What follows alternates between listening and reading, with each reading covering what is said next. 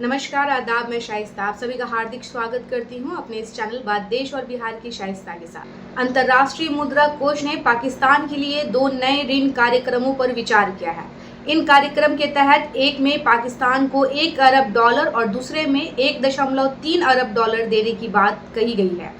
वित्त मंत्रालय के मुताबिक भारत ने इस बात की आशंका जताई है कि पाकिस्तान इस ऋण का इस्तेमाल सीमा पर आतंकवाद को बढ़ावा देने के लिए कर सकता है। बयान के मुताबिक भारत ने IMF यानी कि अंतर्राष्ट्रीय मुद्रा कोष को यह भी बताया है कि पाकिस्तान पिछले 35 वर्षों में 28 बार IMF से मदद ले चुका है।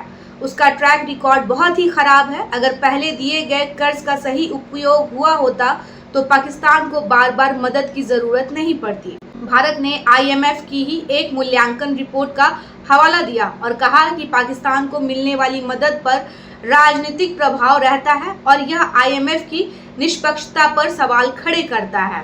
इस रिपोर्ट के पाकिस्तान वाले हिस्से में कहा गया है कि दुनिया भर में यह धारणा है कि IMF पाकिस्तान को कर्ज देने में राजनीतिक वजहों को भी ध्यान में रखता है, सिर्फ आर्थिक स्थिति को नहीं।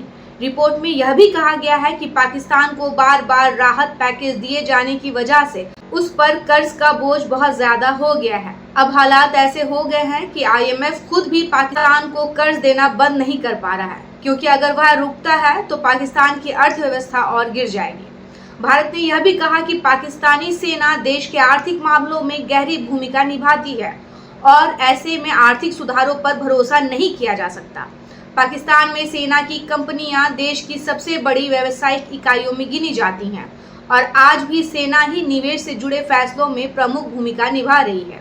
इसके अलावा भारत ने यह भी कहा कि अगर सीमा पार आतंकवाद को बढ़ावा देने के बावजूद पाकिस्तान को फिर से कर्ज दिया जाता है तो यह पूरे विश्व को गलत संदेश होगा। यह कर्ज देने वाली संस्थाओं को भी खतरे में डाल सकता है और दुनिया के नियमों का मजाक बना सकता है।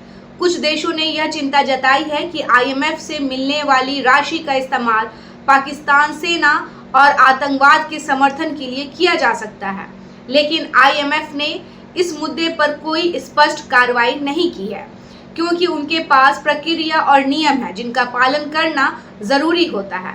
भारत ने बताया कि इस मुद्दे में बड़ी कमी है और यह जरूरी है कि वैश्विक संस्थाएं इन निर्णयों में नैतिक मूल्यों का भी ध्यान रखें। आपको बता दें कि IMF की बैठक में भारत ने वोटिंग से दूरी बनाई।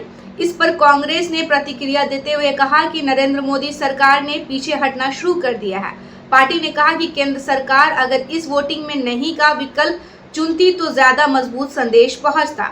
इस तरह के गंभीर न्यूज से जुड़े रहने के लिए आप मेरे चैनल को सब्सक्राइब कीजिए। अगर ये पसंद आता है तो इसे लाइक कीजिए, शेयर कीजिए।